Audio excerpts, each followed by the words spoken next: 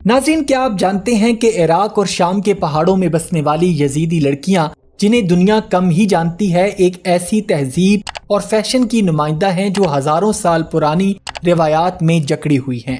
یہ لڑکیاں نہ صرف اپنے مذہب کی پاسبان ہیں بلکہ ان کا لباس، زیورات اور رہن سہن صدیوں پرانی ثقافت کا آئینہ دار ہے۔ آج کی ویڈیو میں ہم آپ کو لے کے چلیں گے یزیدی لڑکیوں کی اس دنیا میں جو دنیا کی نظر سے چھپی ہوئی ہے۔ ناظرین، یزیدی مذہب ایک قدیم مذہب ہے جو بنیادی طور پر عراق کے شمالی علاقوں، خاص طور پر سنجار کے پہاڑی سلسلوں میں آباد ہے۔ اس مذہب کے ماننے والوں کی تعداد چند لاکھ سے زائد ہے اور یہ لوگ اپنے آپ کو ایزدی بھی کہتے ہیں۔ یزیدی مذہب میں متعدد ایسے عقائد ہیں جو اسلام، عیسائیت، زرتشتیت اور یہاں تک کہ ہندو مت سے بھی ملتے جلتے ہیں، لیکن ان کی مخصوص روایات انہیں ایک دوسرے سے جدا کرتی ہیں۔ ناظرین، یزیدی معاشرہ خاصا روایتی ہے اور خاندان کی عزت و وقار کو مرکزی حیثیت حاصل ہے۔ لڑکیوں کو نہایت عزت و احترام سے پالا جاتا ہے، مگر ساتھ ہی ان پر معاشرتی حدود بھی عائد کی جاتی ہیں۔ شادی بیاہ کے معاملات میں لڑکیاں صرف اپنے ہی مذہب اور برادری کے اندر شادی کر سکتی ہیں، باہر شادی کرنا سختی سے منع ہے۔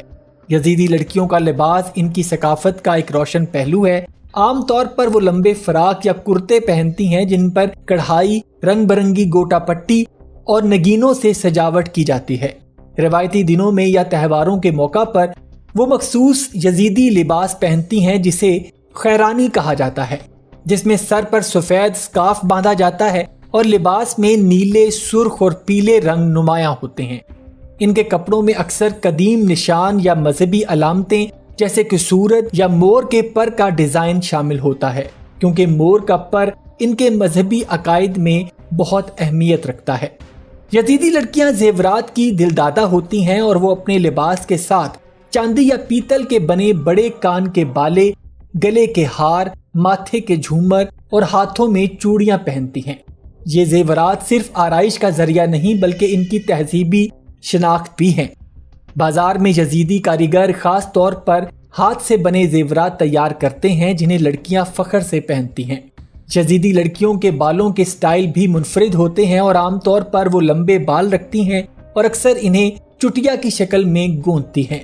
خاص موقعوں پر وہ اپنے بالوں میں رنگین دھاگے یا چاندی کے پن لگاتی ہیں جو کہ ان کے ملبوسات سے ہم آہنگ ہوتے ہیں۔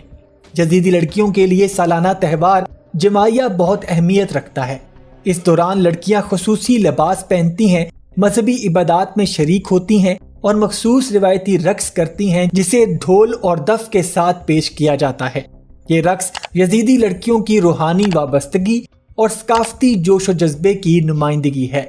ماضی میں یزیدی لڑکیوں کی تعلیم پر زیادہ توجہ نہیں دی جاتی تھی، لیکن اب حالات بدل رہے ہیں۔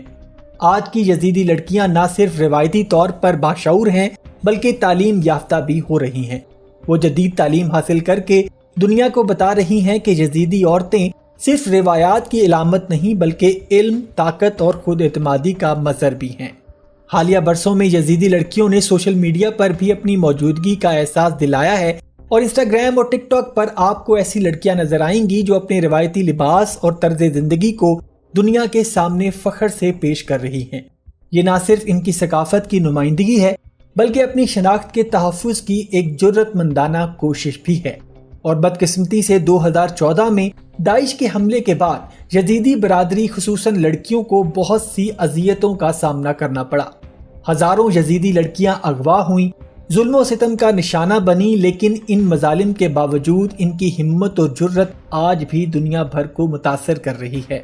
بہت سی لڑکیاں ان تمام تر مشکلات کے بعد اب دنیا کے سامنے بطور وکیل، استاد اور سماجی کارکن بھی ابھری ہیں۔ یزیدی اپنے عقائد کو کسی آسمانی کتاب پر مبنی نہیں مانتے اور ان کے پاس 2 اہم مقدس کتابیں ہیں، جن میں ایک کتاب الجلوہ اور نمبر 2 مصحف رش یعنی کالی کتاب ہے۔ یہ کتابیں زبانی روایات کے ساتھ ساتھ محدود تحریری شکل میں بھی موجود ہیں۔ یزیدی مذہب کا سب سے اہم اور متنازع تصور ہے ملک طاؤس، جس سے مراد ایک روحانی فرشتہ ہے جسے یہودی اپنا رہنما اور نجات دہندہ مانتے ہیں۔ یزیدیوں کے مطابق اللہ نے 7 فرشتوں کو پیدا کیا اور ان میں ملک طاؤس سب سے بلند و مرتبہ فرشتہ تھا۔ ملک طاؤس کو اللہ نے زمین پر بھیجا تاکہ وہ مخلوق کی رہنمائی کرے۔ چونکہ ملک طاؤس کو بعض اسلامی علماء ابلیس سے تشبیہ دیتے ہیں، اس لیے یزیدیوں پر یہ الزام لگایا جاتا ہے کہ وہ شیطان کے پجاری ہیں، جبکہ وہ خود اس بات کی سختی سے تردید کرتے ہیں۔ اور ناظرین محترم، ان کے بارے میں ایک اور سب سے بڑی غلط فہمی یہ پائی جاتی ہے کہ یزیدی مذہب سے تعلق رکھنے والے لوگ یزید بن معاویہ کے پیروکار ہیں۔ حقیقت یہ ہے کہ یزیدی مذہب کا یزید بن معاویہ سے کوئی تعلق نہیں ہے۔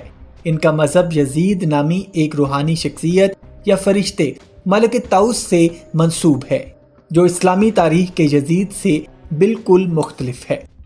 یزیدی خود کو مسلمان نہیں مانتے اور نہ ہی اسلام کو اپنی بنیاد سمجھتے ہیں۔ اسلام میں یزیدی مذہب کے اکثر عقائد کو شرک تصور کیا جاتا ہے، اور خاص طور پر ملک طاؤس سے عقیدت۔ اس لیے اکثر مسلم ممالک میں ان پر ظلم ہوتا رہا ہے، اور خاص طور پر داعش کے دور میں۔ 2014 میں داعش نے عراق میں یزیدیوں پر شدید مظالم کیے اور ہزاروں یزیدی مردوں کو قتل کر دیا گیا، ہزاروں خواتین کو اغوا کر کے جنسی غلام بنایا گیا، اور عبادت گاہوں کو بھی تباہ کر دیا گیا۔ یزیدی دن میں 3 بار عبادت کرتے ہیں اور قبلہ کی سمت سورج کی طرف ہوتی ہے۔ ان کا سب سے مقدس مقام لالش ٹیمپل ہے جو عراق میں واقع ہے۔ سالانہ تہوار جمعیہ میں ہزاروں یزیدی جمع ہوتے ہیں اور وہ سورج، آگ، پانی اور قدرتی چیزوں کو پاک مانتے ہیں، غسل اور طہارت کو بہت اہمیت دیتے ہیں۔ اور یزیدی مذہب میں چند چیزیں سخت ممنوع ہیں، جیسا کہ نیلا رنگ، کیونکہ یہ ملک طاؤس سے منسوب سمجھا جاتا ہے۔ نمبر 2، لیوٹش کاہو کا استعمال، کاغذ کا پھاڑنا، عبادت گاہ میں تھوکنا، اور آخر میں مذہب تبدیل کرنا، کیونکہ یزیدی مذہب میں تبدیلی مذہب کی اجازت نہیں ہے۔ یزیدی عبادی سب سے زیادہ عراق میں پائی جاتی ہے۔ اس کے علاوہ شام، ترکی، جرمنی اور امریکہ، سویڈن میں بطور مہاجرین بھی ایک بڑی تعداد مقیم ہے۔ یزیدی دنیا کی سب سے زیادہ مظلوم مذہبی اقلیتوں میں سے ایک ہے، جنہیں اکثر ان کی غلط شناخت کی وجہ سے نقصان پہنچایا جاتا ہے۔ اور بدقسمتی سے 2014 میں داعش کے حملے کے بعد یزیدی برادری خصوصاً لڑکیوں کو بہت سی اذیتوں کا سامنا کرنا پڑا۔ ہزاروں یزیدی لڑکیاں اغوا ہوئیں، ظلم و ستم کا نشانہ بنی، لیکن ان مظالم کے باوجود ان کی ہمت اور جرت آج بھی دنیا بھر کو متاثر کر رہی ہے۔ بہت سی لڑکیاں ان تمام تر مشکلات کے بعد اب دنیا کے سامنے بطور وکیل، استاد اور سماجی کارکن بھی ابھری ہیں۔ امید کرتا ہوں ناظرین آج کی ویڈیو آپ کو پسند آئی ہوگی۔ اگر ویڈیو پسند آئی ہے تو ویڈیو کو لائک اور شیئر ضرور کیجیے گا، اور جاتے جاتے چینل کو سبسکرائب کر کے ہماری حوصلہ افزائی بھی کر دیں۔ اپنا اور اپنے گھر والوں کا بہت سا خیال رکھیے گا۔ اللہ حافظ۔